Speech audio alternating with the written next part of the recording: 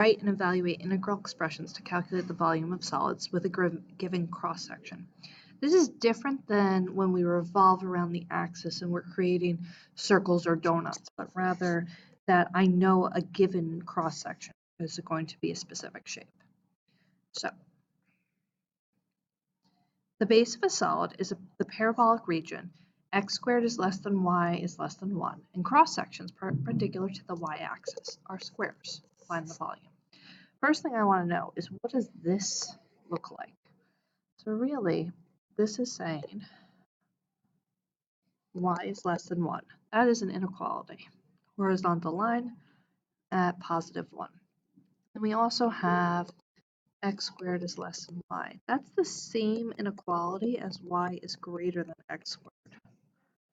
So what we're looking at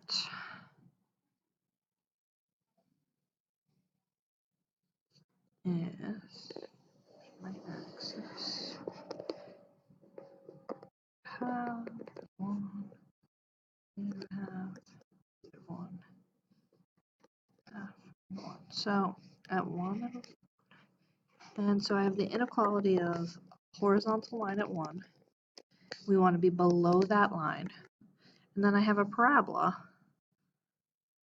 which looks like this. Okay. So we are talking about this, and actually it should be dotted. Hold on. Let's make it dotted, because it's not or equal to. Probably wouldn't make a big difference from a picture. All right, and so then we're talking about this is the base, and then from this I have a bunch of squares growing out of the top of it. So the squares, and let's go back to the question for a second, the squares are perpendicular to the y-axis. Okay, perpendicular to the y-axis. So our squares are actually growing this way. Because we're slicing it perpendicular to the y-axis, we're going to have some, sorry. So there's one square, there's another, there's another, there's another. So we're looking at dy's here. Okay, you can see that the thicknesses are dy. Then what else I have here is that our bounds we're going to be looking at from 0 to 1 because we're looking at y's. Okay, and then basically I want the area of the squares that are coming off of this. So we'll have area of the square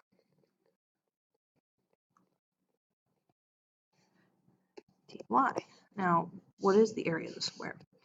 Well, again, this is y equals x squared,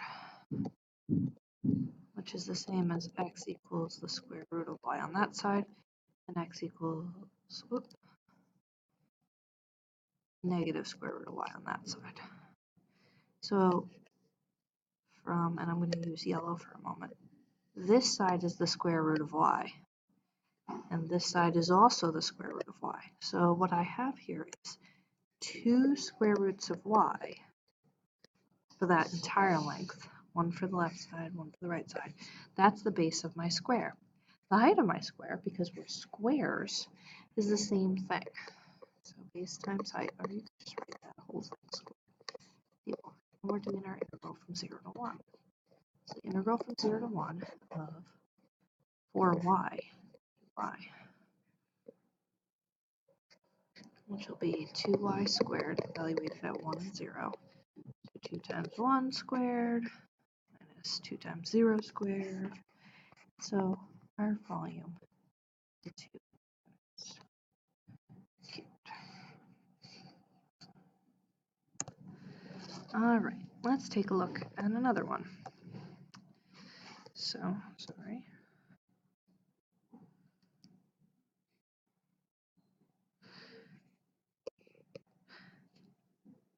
So the base of a solid is the parabolic region of the same region.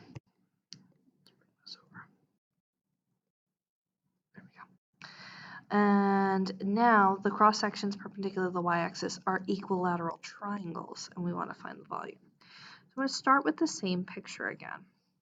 Okay, and not much has changed on this. The only thing that's different is that I'm going to have a different area. So when I do my integral, we're still doing 0 to 1. We're still doing an area, but we're doing area of those equilateral triangles. And we're still going to have a dy. And then again, dy is happening because we're perpendicular to the y-axis. Okay, if we're talking about perpendicular to the x-axis, we'll be having dx's in our problem instead. So we'll have something that looks like this.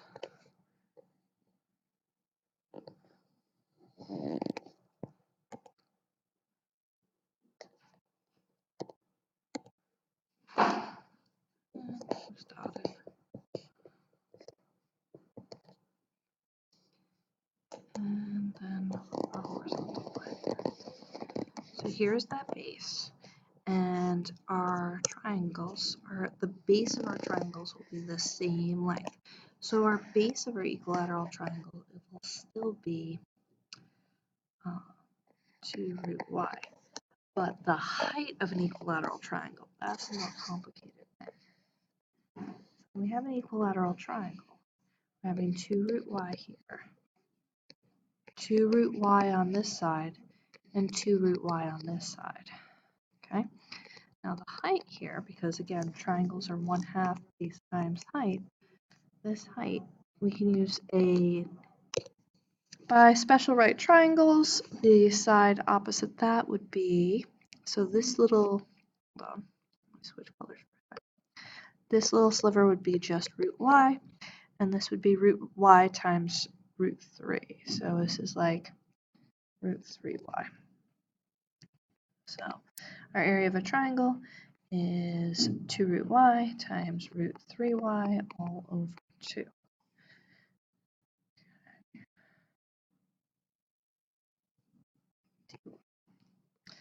And from here, the integral from 0 to 1, this will be 2 root 3 over 2, which those 2's cancel, root y times root y, which is just y dy. So clean it up a little bit, root 3y dy. I can pull out the root 3 on the outside. And then I've got y squared.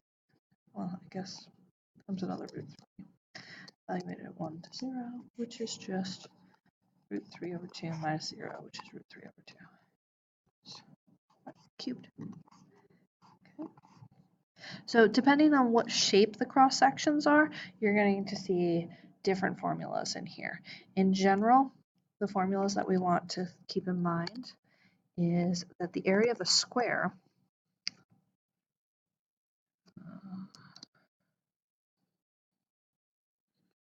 is just going to be the side length squared. If we're going to have equilateral triangles,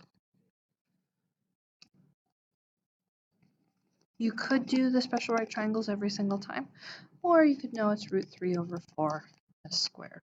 Your choice. You could have isosceles right triangles. If it's an isosceles right triangle, we're going to have 1/2 s squared. You could have rectangles. They're not as common, but it is a possibility. And if it's a rectangle, it's going to be that side length, but then you're going to have some sort of height. And sometimes you'll see like that the height is 3 times the side length. Sometimes you'll see that the height is a constant. It would depend on the problem. And then another common one is area of is to have semicircles as cross sections. This is the one that you see the most mistakes with because everyone thinks it's just so easy, 1/2 pi r squared. Now here's the tricky part. That r is standing for the radius, and usually those s's that we've seen all up to here have been diameters. So then what we're really talking about 1/2 s over 2 squared. So just be careful with that one because the radius can be a little tricky. And that concludes lesson 6.2, day 3.